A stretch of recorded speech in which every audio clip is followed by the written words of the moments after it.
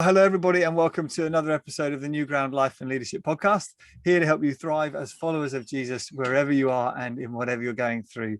Today, I'm really excited to be joined by Jonny Mellor. Jonny co-founded Sputnik, which is a growing network of artists who identify as Christian but don't make Christian art. He's a rapper and he's part of the preaching team at Christ Central Church in Birmingham. He's married to Gemma and they have 3 kids. So, Jonny, great to have you with us.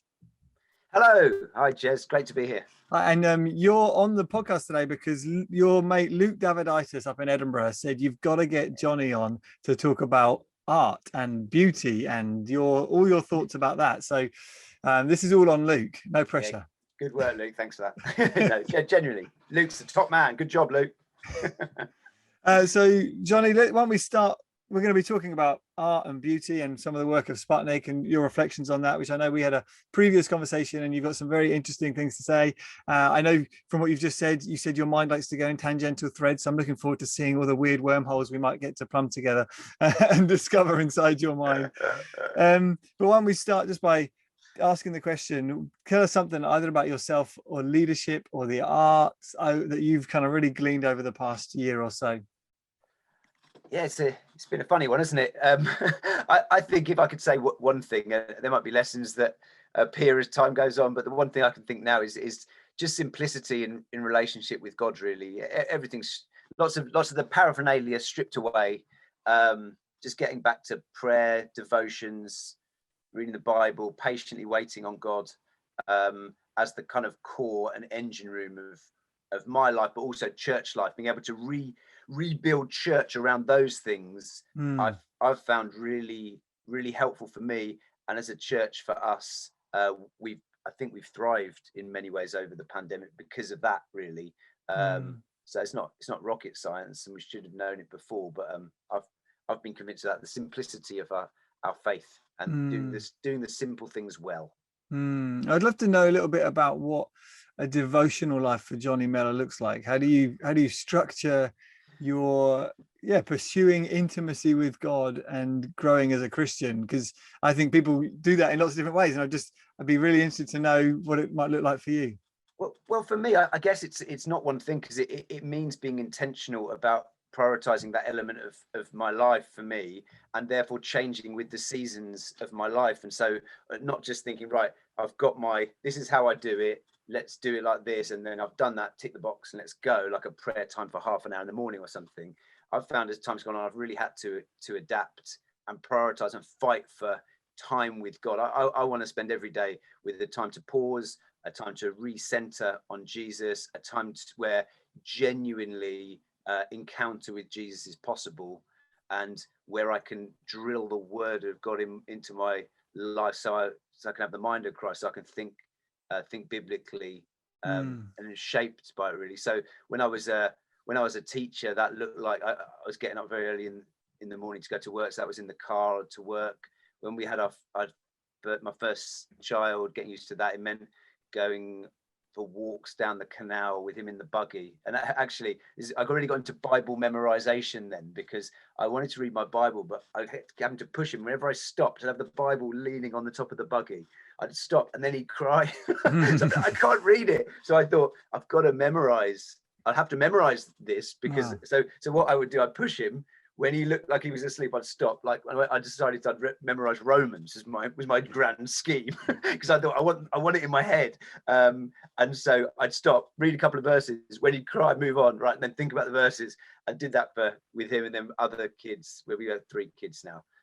So I've really valued Bible memorization in the last few years. Yeah, and did you make it all the way through Romans? Yeah. Wow, well, I say, done. but it's not a job you ever finish, because you've got to keep it in your mind. I think, I don't know, people's minds work differently, but I retain information quite well. But then you've got the discipline of keeping it. So, and I'm looking. I think I might be at capacity now. There's a couple of other books in there. So have you done an epistle per child? Maybe I have. But yeah.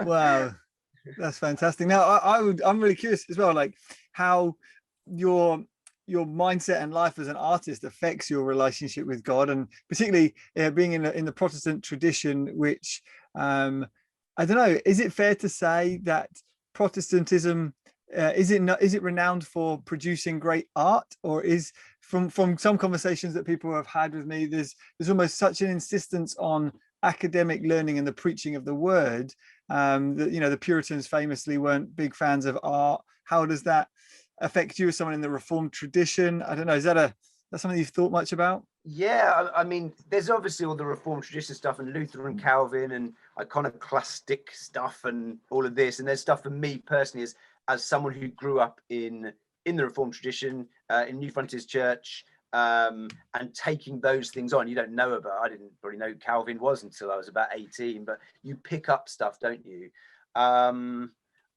Yeah, I think it's a broad, and it's a question that's different for different. It's hard to summarize for all of the Reformed tradition, but I think there are themes within the evangelical Protestant church that generally, I mean, it doesn't let's take what's known as the evangelical church. We might get onto this, but that term might have had its day in some senses, but it has a very poor output regarding art. And I think provocatively, if you look at a culture and you look at a community,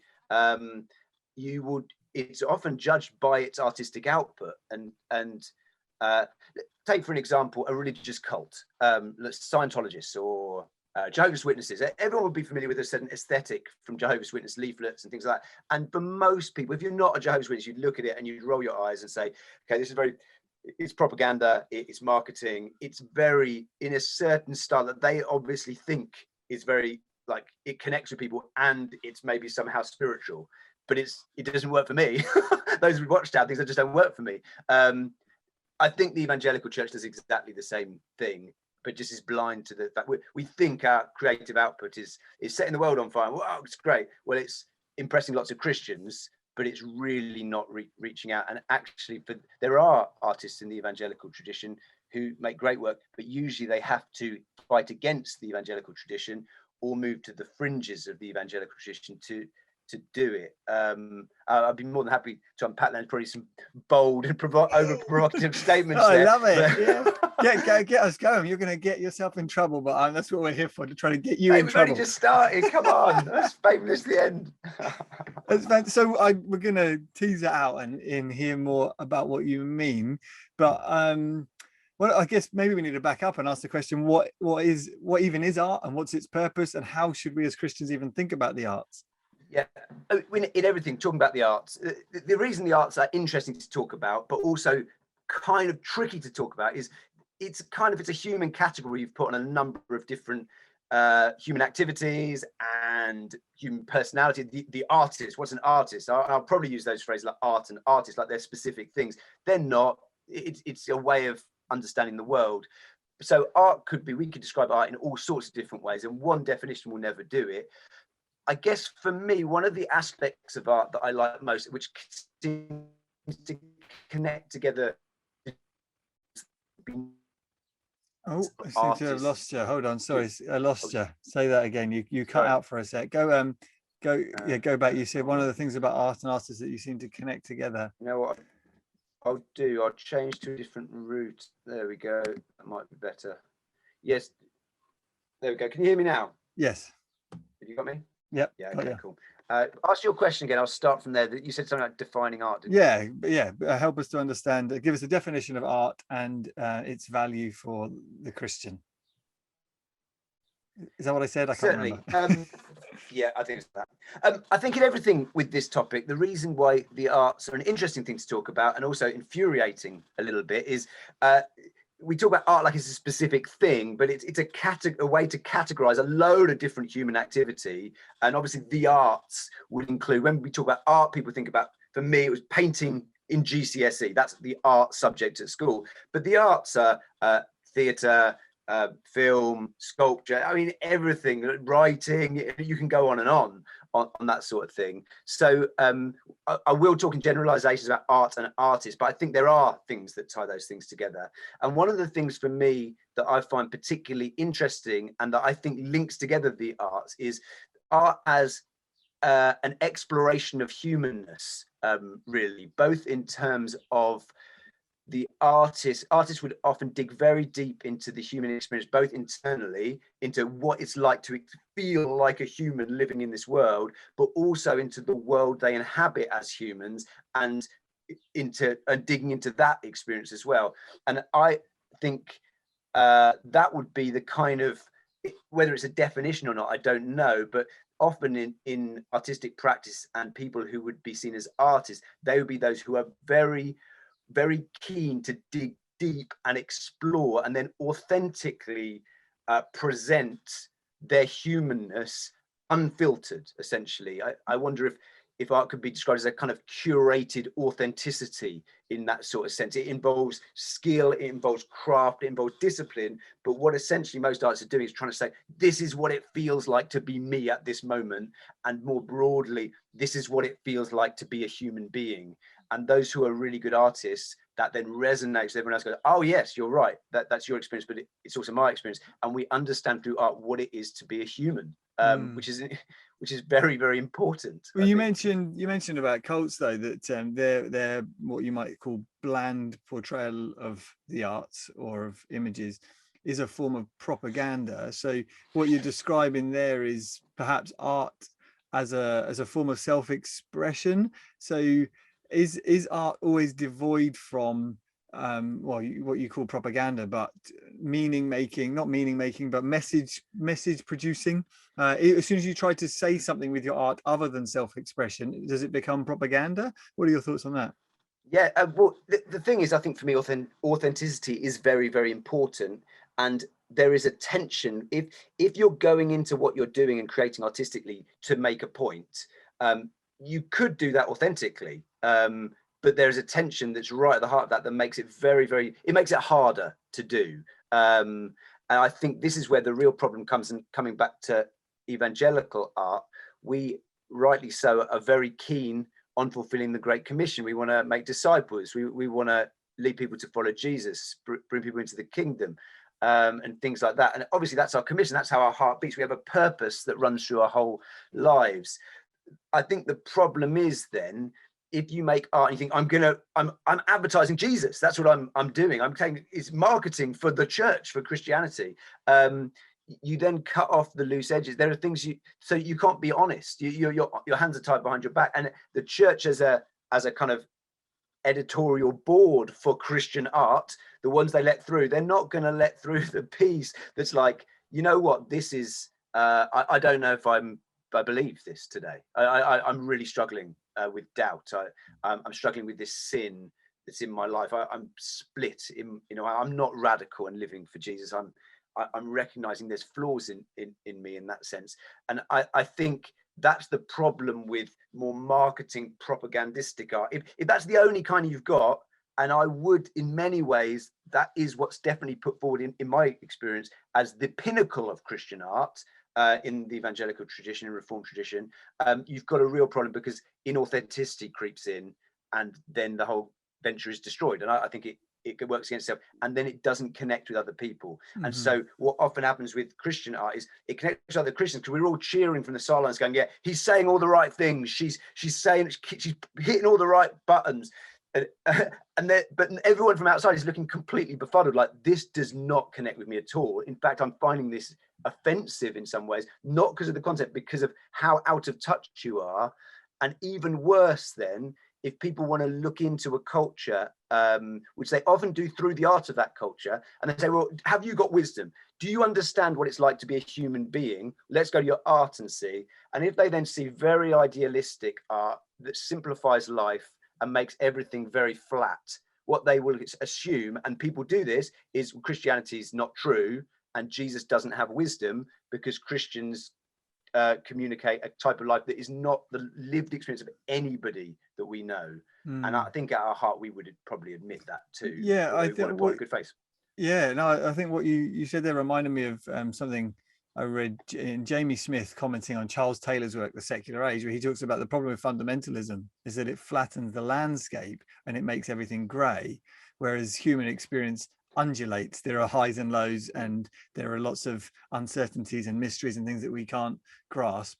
But it's interesting, because I guess what you're advocating for is that a Christian needs to, your art needs to, will always communicate about the depth of your Christianity. And so good Christian art is intrinsically linked to the intimacy or not of, or the intricacy to which that Christian has thought through their faith and grappled with some of the deep questions. Because you're right, Jesus's words become truer the more you think about them, because they resonate on a deeper level.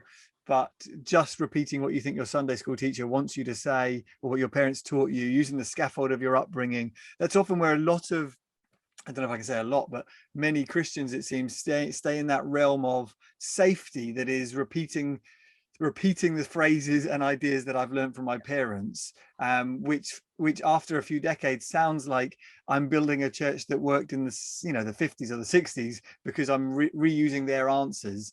So do you think there's a kind of intrinsic link, I suppose, what I'm saying, between a Christian's thoughtfulness about their faith and their ability to communicate it with others? Yes, I think even the phrase to communicate their faith with others, if that's what you mean by it, I think that art definitely communicates our faith because it communicates ourselves. But if our main purpose is to communicate our faith in our art, I think that's just difficult, I think, and it poses problems. I'm not saying it's impossible, and I definitely would have done that on many occasions in work that was, some work I don't think is very good, but like other work, I think this is okay. Look, this is honestly where I was at this time. I wanted to communicate this, and so, I mean, I think Augustine said, didn't he? He said, love, I paraphrase because I can't quite remember, love God and do what you want, or something, wasn't it? And I'd say, look, love God, for artists, love God and make the art you want. I mean, almost disconnect the two things. This art, right, I am making this art to do this. I think that is not a brilliant place to start. I'm making art because I love this. I love this creative process. I love this tradition. I want to contribute. I love the people around me. Art is service. We're creating good things for other people, and the better our training is, and the better our craft, the more loving that action is. And I think are we overthinking things too much? And if art is about humanness, I think it bounces back to us, and it critiques us as people. If our culture, if our churches are saying, in your art, there's an agenda to all of this. It's interesting. I look back on my early Christian life, and I very much wanting people to come to know Jesus, but there is a danger with that, of becoming like a salesman, becoming very, very pragmatic to the point where you become disingenuous. And I found that was praise. That wasn't, you weren't, people say, oh, you don't want to be like that, but yeah, if you can get a few more people in, do whatever. And there's something, I think art does comment on it, we might get onto this, but art critiques it, and it comments, because it brings things out in the open that are left hidden and that we're all kind of hiding away. And I think one of the critiques, have we become, as churches in the Reformed tradition, too pragmatic? Have we become too bums on seats, rather than love your neighbor? Love your neighbor does not look to me like a kind of pragmatic agenda for your church. That's we love Jesus, we dig deep into the word, we fall on the Spirit regularly for everything, we love him, and then stuff comes out of us. It's a fruit. We abide in Jesus, and the vine we're part of the vine, and fruit comes. And it's not like there's no labor or effort there. Of course there is, and there's intention. But what about, don't we believe the Holy Spirit fills us and changes us? Just I mean, one thing on that, I can't remember whether it's related to your original question, but just something that comes to mind. We had there's a Scottish surrealist artist who spoke at one of our events a while ago, and she was talking about tapping into the subconscious, Christian lady. And I think I asked the question, or someone did it. Wait a minute, tapping into subconscious, aren't we just kind of risking just bringing out all of this, the id, as Freud would put it, and putting out? Sometimes we, as Christians, we do want to keep some things behind closed doors. There's a battle with us, with the flesh and the spirit. And her point, she just looked a little incredulous and said, don't you believe that the Holy Spirit thoroughly transforms us? And I'm like, yeah, I think I can go along with that. And her point was, why would we be afraid of releasing our subconscious? I mean, obviously there could be problems, obviously, but she would expect more good than bad to come out of that. Hmm. And I just thought that was provocative. And I certainly would think that the subconscious is an area of Christian art that not many have risked going to, but I think all art will express your subconscious. If it's good, your subconscious comes through. We've tried to suppress that Yeah, because we're well, afraid. I mean, you mentioned Freud there. He was known for pointing out that our subconscious harbors these deep, dark desires for sexual conquest, that we're motivated by fear and anger, that those are deep things that we keep repressed as long as we can. And I take a point, don't you believe that the Holy Spirit renews you deeply? I suppose there's a part of me that wonders whether or not that he does, but well, I guess maybe it's what you're talking about, the challenge between art as a form of self-expression, which for me feels just very modern in our fascination with ourselves and our emotional life, contrasted with, say, I'm thinking of some of the great compositions in music over the centuries that looks like art as a form of worship. So it's worship about the goodness and glory of God, art for the glory of God, as opposed to art for the self-expression of jazz. What can you speak into that, the tension between those two things, if I'm misunderstanding still? Yeah, I think I referred earlier to how art is about humanness and expressing. It's a very human activity, and I'd stick by that. I think that might strike against us for some, and I think this is true as well. This is why we can't define art one way, is that art is also reaching towards the transcendent. And whether Christian or not Christian, that's always the case. Artists will always talk about the infinite or transcendence, or what's going beyond, or tapping into something primal. I don't know, all of that sort of stuff. The way I'd order that would be, it starts with the human, and for the artist, and for these great compositions, these are people who spent years practicing their instruments, understanding the theory, music theory, all of that sort of stuff, and learning how to not just kind of have internal states, but to conjure those through physical things around them, instruments, like for the painter with their paints. And there's a tapping into and a respect for their own intuition and the world around them that it must start with. Otherwise, you just won't make anything good. You have to learn those sort of things. Mm-hmm. But the interesting thing for me as a Christian, and I can see, in a sense, it might be too simplistic, but I can see a link in that you look into who you are as humans. As a human, I'm made in the image of God, and all of us are. And so it's no surprise then that artists who really tap into themselves and the nature of the world around them are left saying, this, in me and in this world, there seems to be a kind of trail of breadcrumbs somewhere else. It doesn't explain itself. My experience doesn't explain itself. So therefore, I'm going to reach out outside.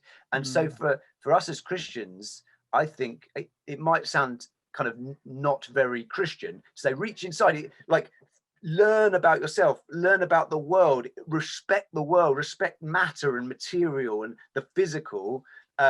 Because I believe as you do that, you come to see Jesus in those things. Great quote from Makoto Fujimura. I was mulling over yesterday from his new book, which I think it's called Art and Faith. Art and Faith, that's what it is. He said that the world is broken, but the world is also enchanted. And I just stopped at that point. I thought, okay, that's a great way to look at it. The world's enchanted. God has this the heavens declare the glory of God. There's a magic about the world and human experience that points beyond us. And therefore, as artists, we wrestle with the reality of the here and now and stare intently at the world as it is, not trying to sugarcoat it. Actually, if the gospel is true, we find God, and then we find our spirits lifting to him, in that sense. Although I would add, I don't think it needs, that last part of the process could be in the first bit, by respecting creation enough to spend your whole life studying how to paint a landscape, for example. That is worship to God. It's social respect for his creation, what he's made. Taking seriously who we are as people and the battles. I mean, I think there's something about worship just in the process of the artist in that sense. Wow, that's really profound and some beautiful ideas there. You quoted Makoto Fujimura, who I know you recommended I read before this conversation. It's fantastic, and he has a lot to say about this idea that art is a form of culture care, doesn't he? That the challenge we've got is that over the past century, I think he says, in response to some of the atrocities around the world, art has now become something that is just a form of utility. We create something that's useful, or it's just something that can make money, the commodification of art. And actually he says, no, there's a need for art to expose and remind us afresh of the beauty of the world, which I guess is, part of that enchantment idea that the world is beautiful, that actually there's something bigger about us as human beings than just the flat landscape of things. Has he been quite a big influence on you? Well, yeah, I think so. Early on, I mean, if thinking through when I got into kind of working with artists, I've been into rap since I was young. Rap's has a very DIY ethos. So being a listener and being a practitioner is pretty close if you want them to be. My wife's a fine artist, and so we had that going on for anyway, but being involved in kind of art ministry, let's say, working with the Christian artists for a while, we just stumbled into it, didn't really have much thinking behind it. We just thought, we think art's really valuable. It's valuable in our lives. And looking around at the Christian culture, we thought we'd like to do this better. How can we help in some way?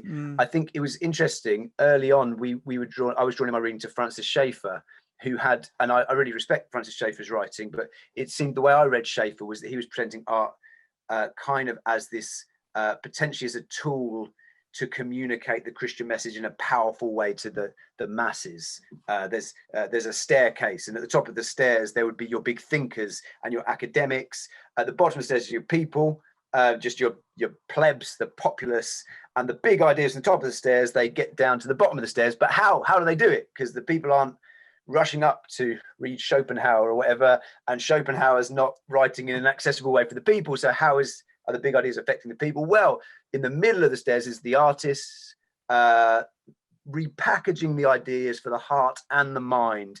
And I think this is true. I think this is what art does.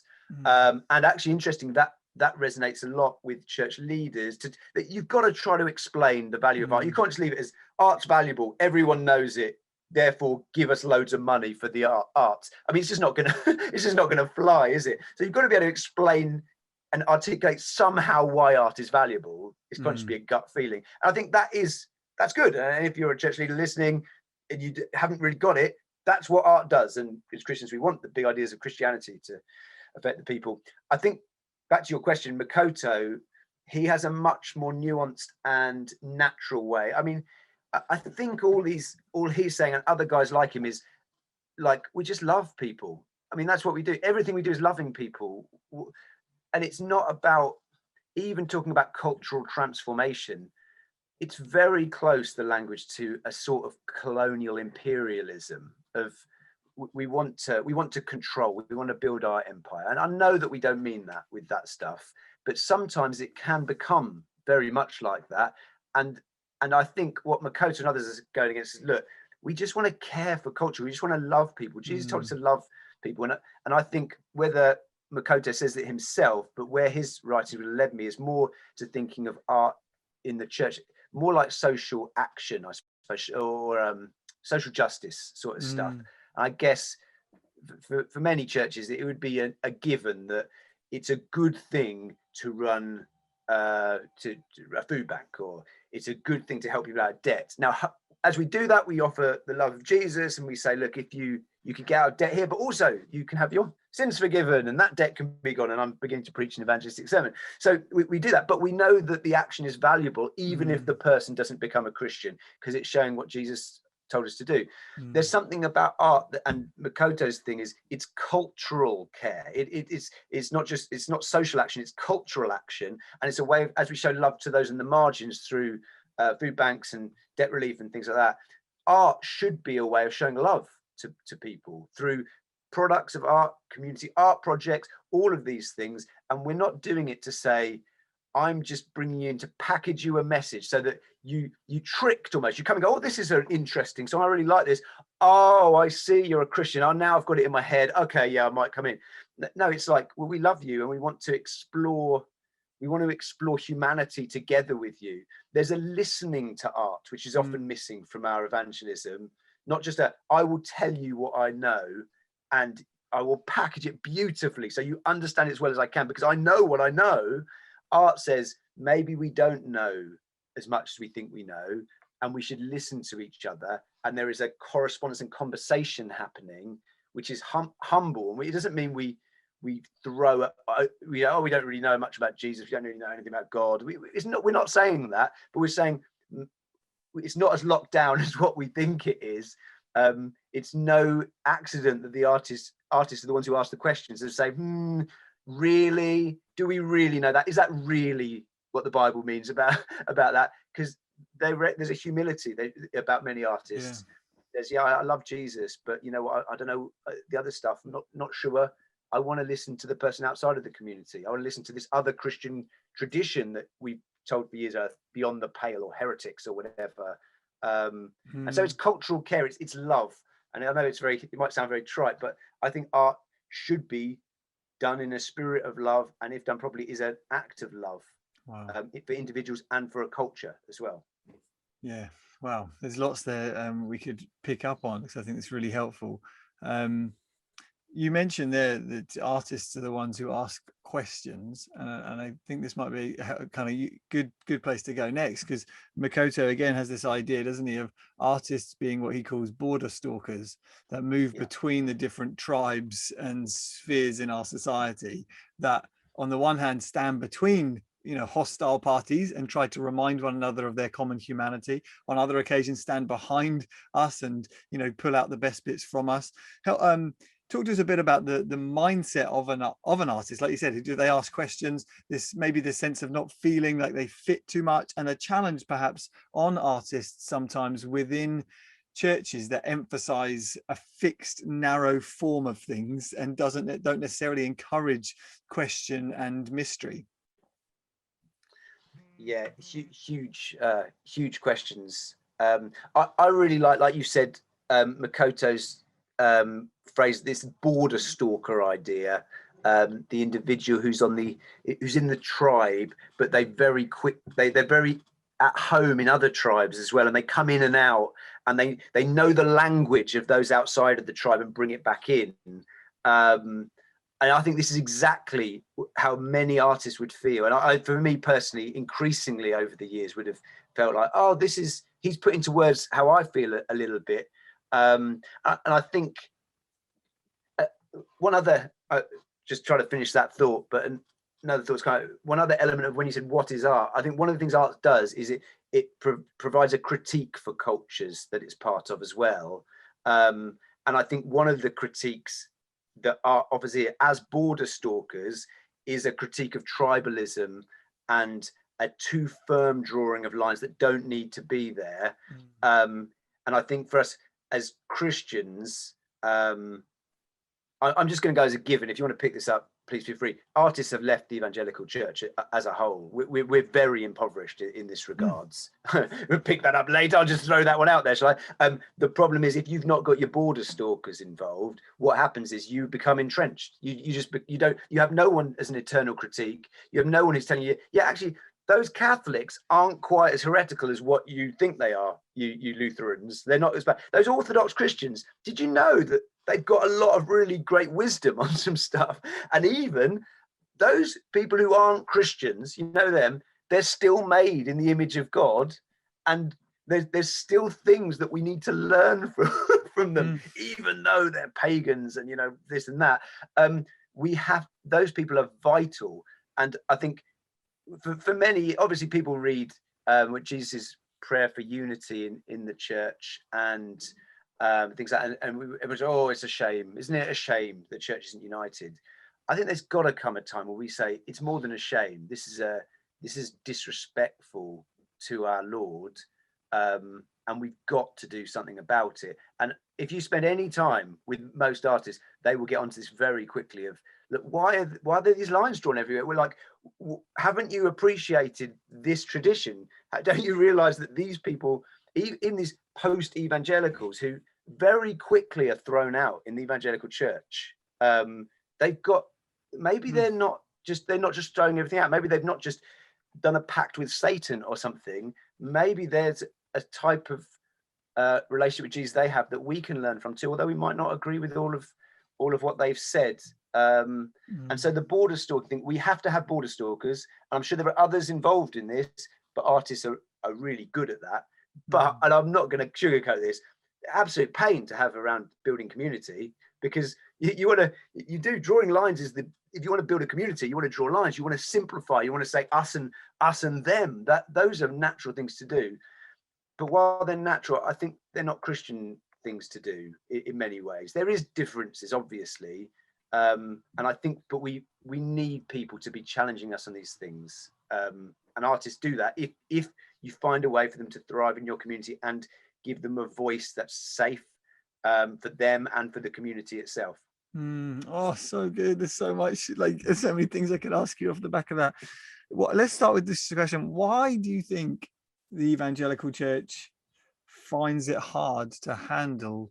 Why is there not just the evangelical church, but often the average Christian that you meet needs to is often quite a line drawing, border drawing type individual who is perhaps nervous, and we're quite quick to fall into tribalism, where we say they're the good, we're the goodies, they're the baddies, or they're baddies as well. What is it about us? Maybe it's not just us as Christians, maybe it's a human thing, but what is it? What are your reflections on why you think the evangelical church in particular really struggles with that? And maybe not just the evangelical church, maybe it's every denomination of church. What are your thoughts? I mean, there's loads of things we could say. I wonder, I mean, just scattergun. Let's just try a few things. I think one of the critiques of churches like mine would be a kind of lust for certainty, defining Christianity as a way to know everything. I think that can be a problem, and I think that can lead to pride. And so if we're really like, these things are totally sacrosanct, cannot be questioned. Now, there must be some fundamentals, there must be, but if we put that out too far, and make lots of them, that becomes, for someone who's just someone who's just honest, they'll just say, well, wait, the emperor's got no clothes. That there's ridiculous. and there are ridiculous things in our churches. There are, and there's ridiculous things in Christian culture. But just because that's what cultures do, that's what traditions do. We're humans, we're ridiculous in many ways. I think modern day evangelicalism, if you put it like that, there is a pragmatism. Makoto kicks against this very strongly in his new book about a real pragmatism, and I suppose it would be most typified in the kind of mega church culture. Let's get 100,000 people in our church.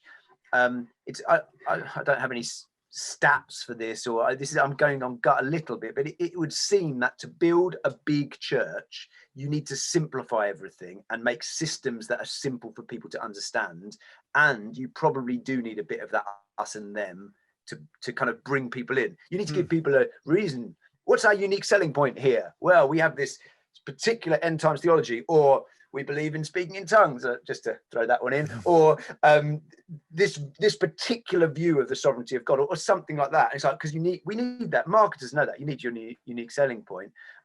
If we follow that route down, I don't think I can say something like all mega churches are bad, or all churches over X are bad. But we are moving into that to maintain a community of that size. You do have to make some sacrifices and simplify and package. On the whole, I don't think people of a particularly artistic bent are going to find that very satisfactory, because they'll be saying, well, but faith isn't simple. I mean, let's just not even just think about that. Let's just face it. Faith isn't simple. The Christian life isn't simple. By being a Christian, I do not know everything there is to know about everything. In fact, mystery is more. There's more mystery now. I know Jesus in some ways, and maybe the mystery word I think is really important within the evangelical tradition that I've grown up in. Mystery has been like, oh, of course there's mystery, let's not talk about that because we now know, like we know these things.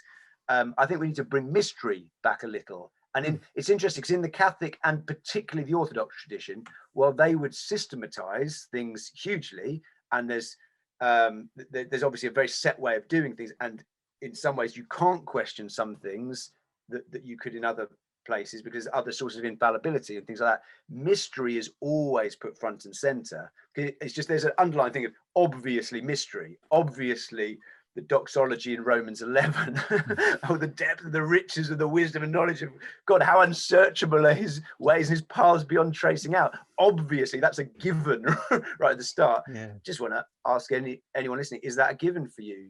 Like, and if it's not, you'll probably need to repent of pride. I know that I'm repenting of that all the time. Wow.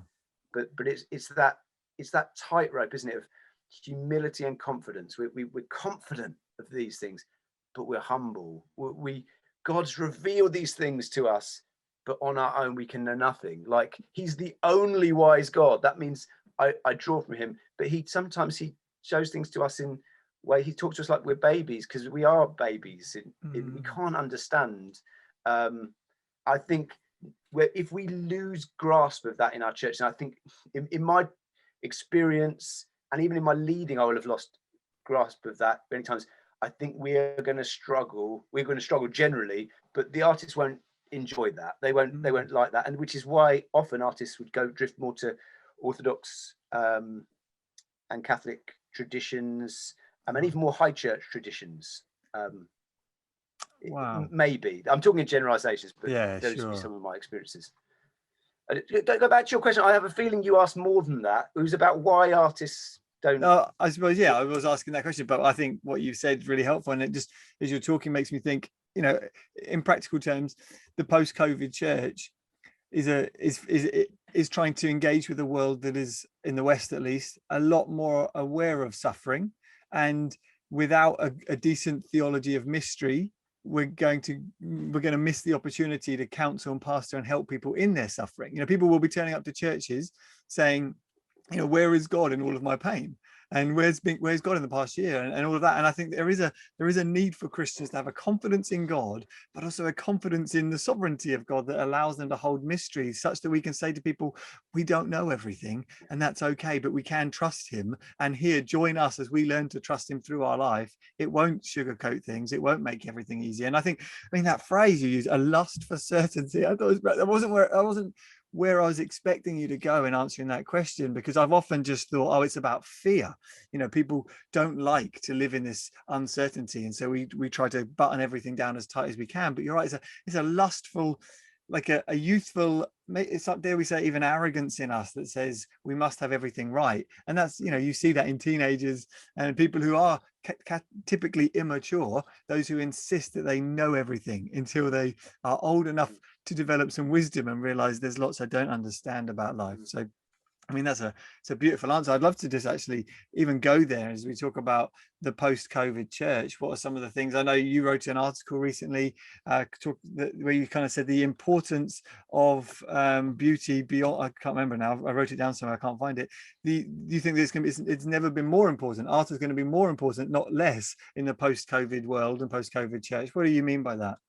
I think art has some really important uses for society as a whole and church. I mean, and there'd be specifics for the church as well. But I think the two that I really think of, just really simply, it's just obviously stating the complete obvious. This is a unique occasion we've got. We probably, for most of us, won't have a time like this in our lives where basically all possibilities, it seems, are on the table. That they're not all on the table, but it seems they are. There's a blank slate given in so many ways, and we are genuinely walking into a future that has more potential to be recrafted and resculpted than we've known before. Certainly in my life. And the people you need in the mix then are those who can reimagine that future, who are really in touch with their imagination, and hopefully are wise with that imagination as well. And those people would tend to be artistic people. And you could say, oh, people are creative in all sorts of different ways, but I think artists would be people who nurtured that creativity, have submitted it to certain traditions, have learned how to handle it, and have kind of, they are experts in the imagination. So reimagining the future is going to be important in society and our churches. Artists need to be in the mix of those conversations and those thoughts. That's one thing. I think maybe even more significantly, coming off a year where by necessity everything has gone digital, the artists tend to be those who value the physical and the material, and artists would be people who are, they have keen senses, they like to observe, they like to see. They often would be people who, like, it's a stereotype, would love to walk in the country or appreciate a tree, but more than that, like in the craft, all the craft, they're very tactile. There's the kind of the color of the paint, the feel of the strings of the guitar, the movement of the dancer's body. There's a physicality right at the heart of everything. And this is really important. We could lose ourselves as a society and as churches if we lose our contact and our strong connection with our physicality. Just think of a film like Ready Player One from a few years ago, this future whereby everyone's locked in online and the online becomes the real. Even since that film, and even before COVID, that was becoming more and more a reality for many people. How much more now is that the case? I'm not anti-technology. I'm not anti-Zoom or those things. There's obviously, I think it's hybrids that we can use, and there's things we can use in all these things. But I think as human beings, we need to resist this disembodiment of ourselves. Now, in the church, I think this is even more important. We follow a God who incarnated himself into a body. More than that, when he resurrected, he chose to come back in a body, in a new body, but it was a body. When we step into the hereafter, ultimately that will be in a body on a physical recreated world, despite what folk Christianity might have you believe. We're an embodied people. We're not the Platonists of the Greeks who think the spirit's very important and the body is a waste of time. And we need to settle that as a church, because we've been very flaky on that for many years. And artists will push against sort of Gnosticism and kind of, oh, it's all about the spirit and the floaty. And artists, funny enough, are seen as the floaty spirit people, but they're not those people. They're those who say the human body is important, this flower is important, this color is important, this sound is important. And I think that challenge to help us as churches, how are we going to wrestle with a hybrid reality? How are we going to use technology well without losing our incarnational experience of worship, but also evangelistically as well? I think there's something fundamental there. I'm talking again, huge vague statements. I don't know how to apply this, but I think all I'm saying is artists need to be in the mix. My basic thing is this: artists are not in our churches enough. There aren't enough of them there. How are we going to get them back there? We need them in these conversations. That's really helpful. I suppose I have a couple of maybe related questions or comments. One is typically in churches like ours, which are largely new startup type churches, where if you're going to pay someone, often the first person you'll pay will be someone who commits a lot of their time to the preaching. And so often the leaders in our churches will have a bent towards spoken word and teaching, but it's reminding those people as well that, you know, the most effective communicators and preachers in the world, I was thinking as you were sharing about what art is, are those who use fresh words and expressions to give voice to our humanness and show how the gospel intersects with that and makes it more real and more true and resolves and satisfies a lot of the disquiet that we feel. So, you know, we've all sat through those the systematic gospel presentations that I remember when I first became a Christian. I thought a gospel sermon was a boring sermon because I knew it was very formulaic. It was, one cross plus 3 nails equals 4 given type language. And you think, oh, that's just boring. But equally, I know when I listen to other people who expound the gospel in a way that resonates deeply with my humanity. I'm like, oh, that's why I love Jesus, because he answers those questions I've got. So I suppose my comment is to pastors and teachers to think this is not something to let other people in the church pursue only, as though you've got the kind of wing of artists. But I guess my question for you is, a lot of what you're describing might be characteristics of, say, just creative people who love the world that we live in. How do you know if you're a creative, whether or not you're an artist? What's the difference between being a creative and then wearing that label of vocational artist, so to speak? Yeah, I love this question, and I'll probably offend loads of people by doing it, but like, we're jumping around, so let's get value for money, sure.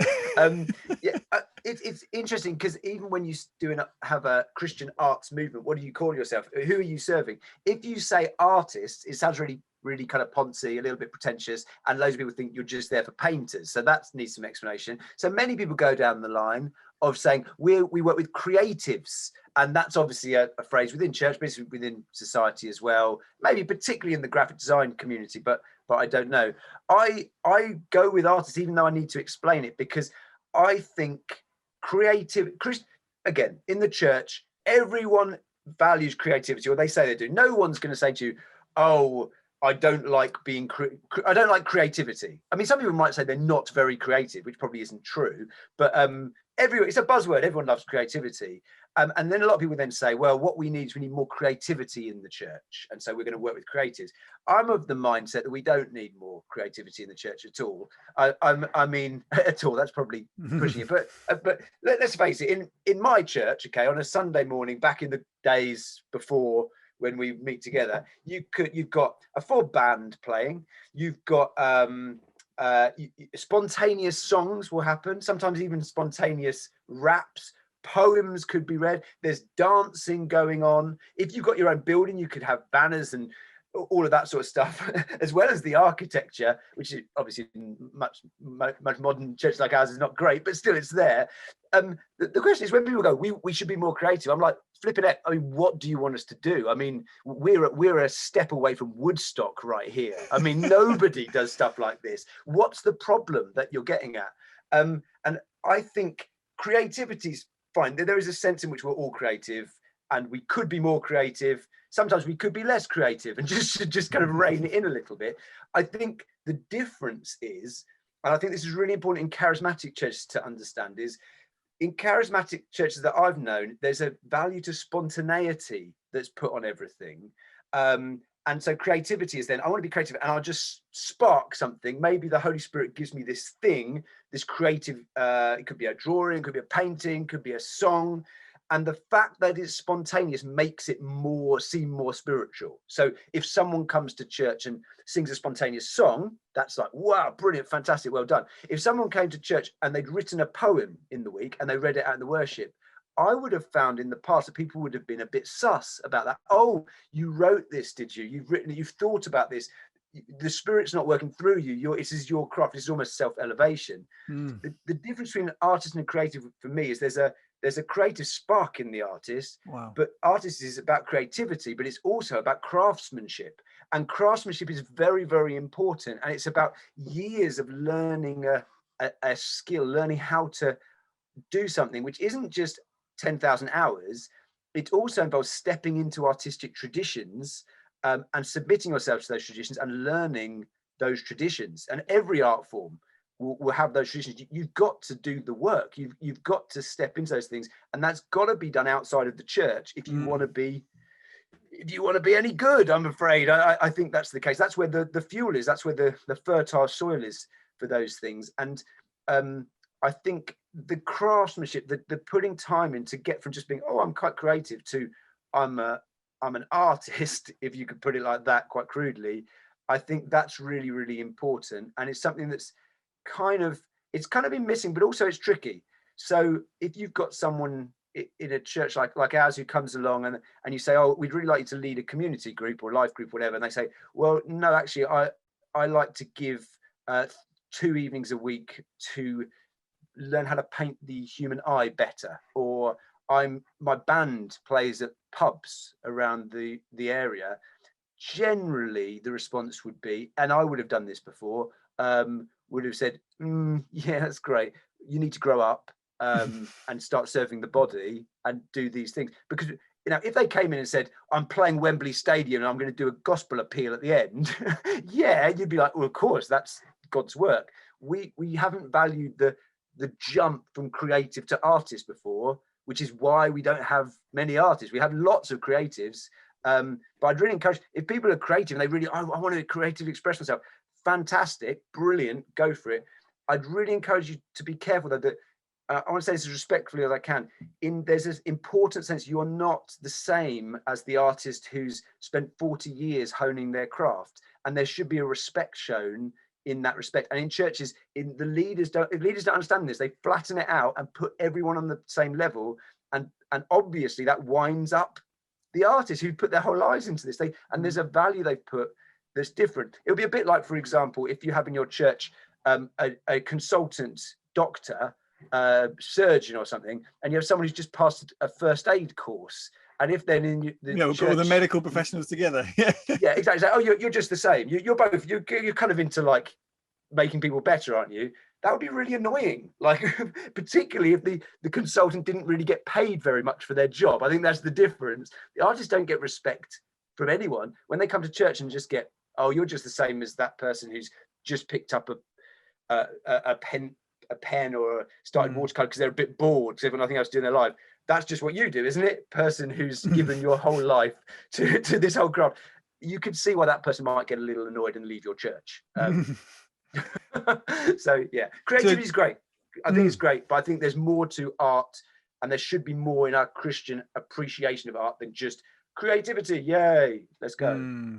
I love the comment about spontaneity. I think that, we often would have that as a critique, perhaps, of charismatic meetings. But actually, if you look at what we might term the spontaneous utterances of the Spirit in the New Testament, you think there's a lot of beauty and craft that appears to be behind these. I think you might have been at the Think conference a few years ago when we looked at the Book of Revelation. I was going, as Andrew was talking about that for several days.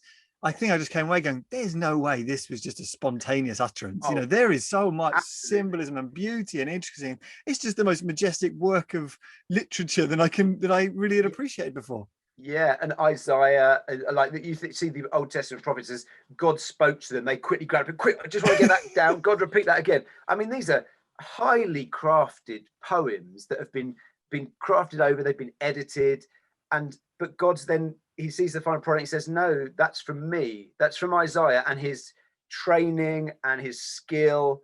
But I'm going to put my name, I'm going to put my stamp on the end of that. That's from me. That's how I work. How that works with Daniel and John, I saw exactly the same thing at that conference.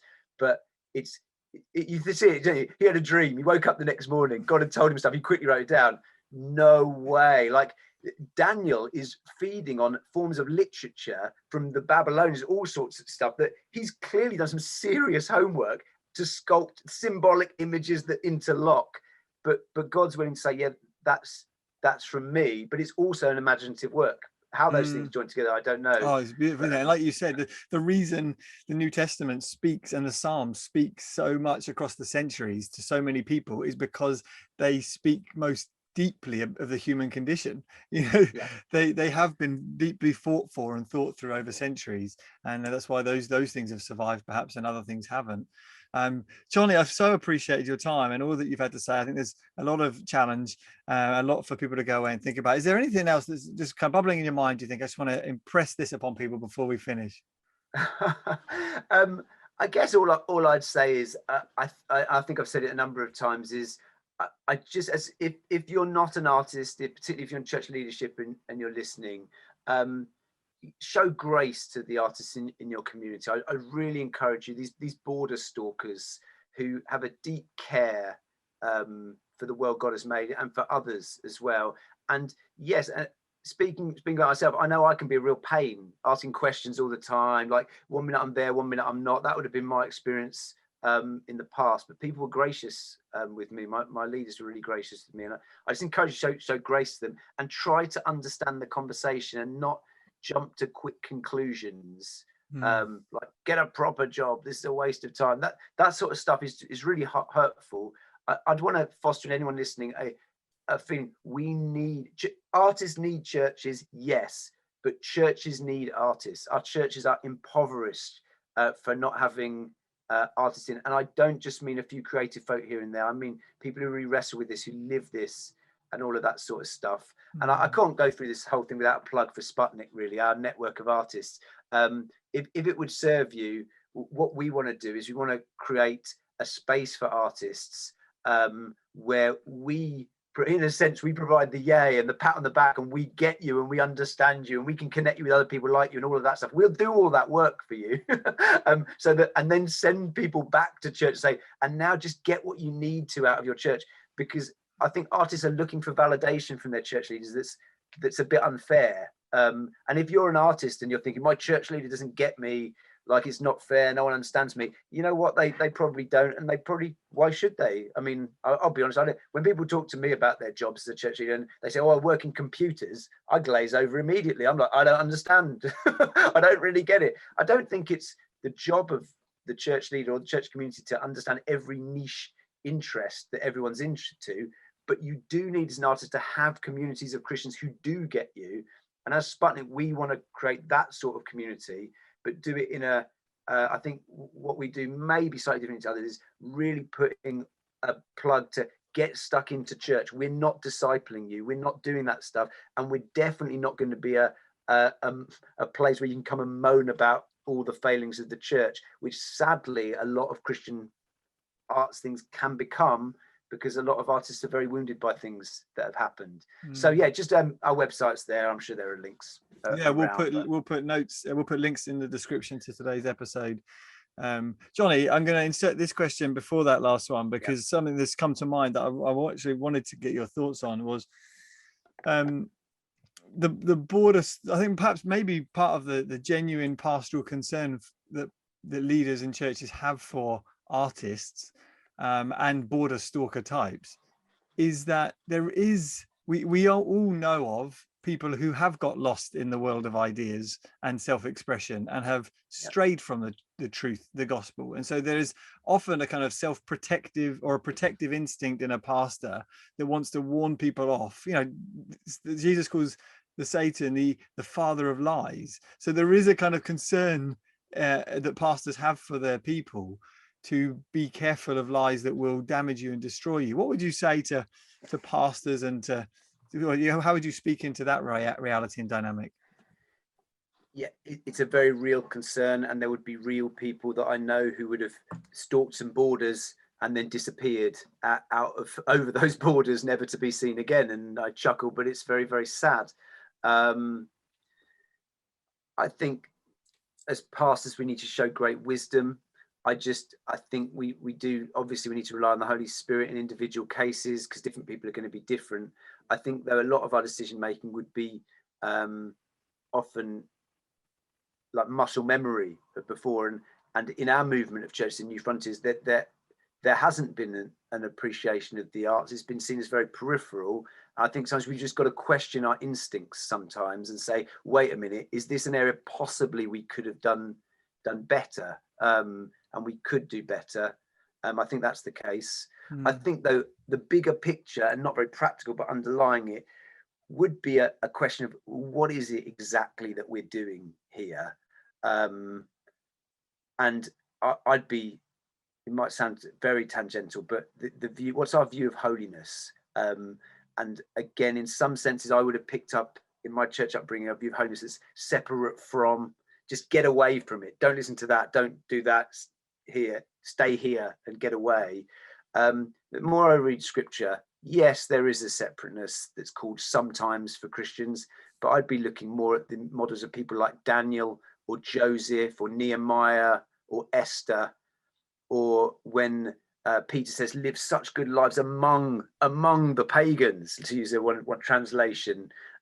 We should be among people. We should be out there. Daniel was holy because he was in the middle of it. He wasn't separate at all. He was in the middle of the most corrupt regime in their government, like facilitating their foreign policy. What the heck? How did he do that?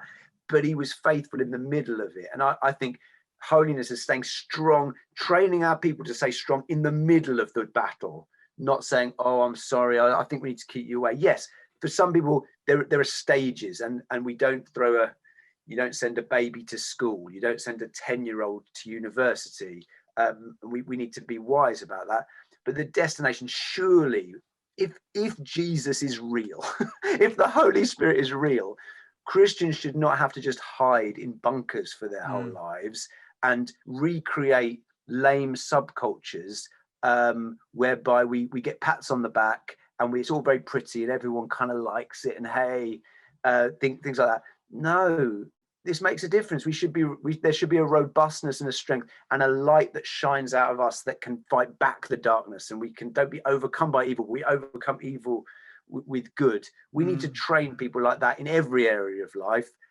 Why wouldn't we do that with artists as well? Just because they're a little bit unusual personality wise, and not just this like that, we shouldn't be suspicious of them. There should be a kind of, no, we're training you for this and we're going to be more releasing than pulling you in. And maybe we have to trust Jesus in that. We will lose some people. We need to build our churches, I think, in a way that trains people to scatter. We gather to scatter. We don't pull everyone in. The magic doesn't happen on the Sunday morning. It definitely doesn't happen there now. We've been taught that the magic happens as we go, as we stalk outside the borders, we shine light in the darkness. And I think certainly one thing that I've really learned over the past year is just the ability, the power of the new birth to keep a person. When we haven't been meeting on Sundays, I've been surprised. It's revealed my own anxieties this past year, but I've been surprised at the faithfulness of the saints when you realize, oh yeah, they have been born again. Jesus is pastoring them. He is their shepherd and he will keep them till the end. Jonny, thank you so much for your time and for your wisdom and provocations and challenges. And I'm sure it's been a real source of refreshment and encouragement to many. So Luke Daviditis was right. Wow. We'll see. Yeah. Thanks for your time. No problem. Great. Thanks for having me. Really appreciate it. It's been fun. Wow, Jonny, mate, we're done. I'm so grateful to be able to connect with you and talk. Great. No, really, thank you for asking. Really appreciate it. I'm an external processor, so it's funny because actually doing things like this helps me get my thoughts in order. So you don't know what you think about it until someone asks you. yeah. And so next podcast, I could probably correct all my mistakes I made. I'm like, yeah, I said this. I don't believe that anymore. Like, no, I think it's just honing. It's just a very difficult area to get your head around, but because I think it does bounce back to everything, really. I think there's a fear. It's been great. There's a fear in Christian circles, perhaps of post-modernity's relativism, that actually, given that we live in a world like that, we need to allow people to live in the mystery without being afraid that they'll say the wrong things or believe the wrong things, or they won't hold on to the truth of something.